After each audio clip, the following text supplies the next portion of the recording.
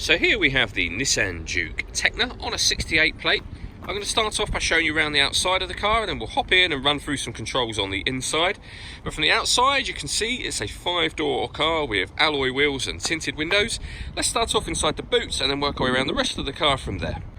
So as we approach the back of the car, you'll see we've got plenty of boot space first of all, along with that 60/40 split folding rear seat should you wish to increase it further. And then this tray section will lift up to reveal even more space underneath. Okay, so we're just going to work our way back round to the front of the car, and then we'll hop in and run through some controls on the inside. Now that we've done a full circle of it though, you can see it's in excellent condition the whole way round.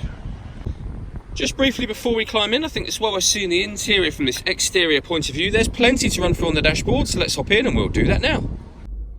Okay, now that we're inside the car, we're going to start with the dials. On the left-hand side, we have the rev counter, and on the right-hand side, the speedometer.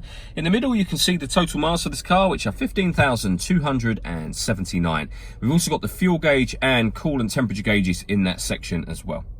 If we back out to the steering wheel, on the left-hand side, we have stereo controls and phone controls, and on the right-hand side, both cruise control and speed limiter. Over in the center is where you will pair your phone in order that you can use those phone controls. So you would just pair new device and follow instructions on screen from there. If we hit the radio button, you can see this car's got DAB, FM and AM radio. To listen to your own music, you can use the CD player, the auxiliary or USB inputs, and you can stream your music wirelessly via Bluetooth audio as well. This car's also got satellite navigation. There's a full video showing how that works on both our website and our Facebook page. And on top of all of that, it has a 360 parking camera. So we've got a reversing camera on the right, and on the left, we have a bird's eye view image of the car. And it goes a couple of steps beyond that. If we press the camera button, we get a front-facing camera and the bird's eye view, or a front-facing camera and the front passenger side wheel. So with all of those cameras, it does make it incredibly easy to park this car. Beneath that, we have this screen. This doubles up as, well, first of all, the driver mode screen, which is what we're on at the moment. So you can set the car up in normal, sport, or eco mode. Whatever mode you put it in, you're affecting the engine, the steering, and the climate control.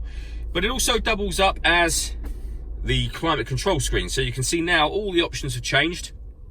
You can determine where you'd like the air to be distributed. You can adjust the temperature, the fan speed. You can turn the air conditioning off or back on again. Or you can hit auto.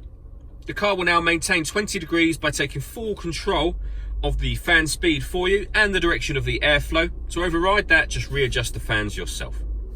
Underneath that, we have the USB and auxiliary input that I mentioned a moment ago, and a 12-volt charging socket over this side, so you could charge your phone, for example. A 5-speed manual gearbox, and then underneath the central armrest, both driver and passenger heated seats.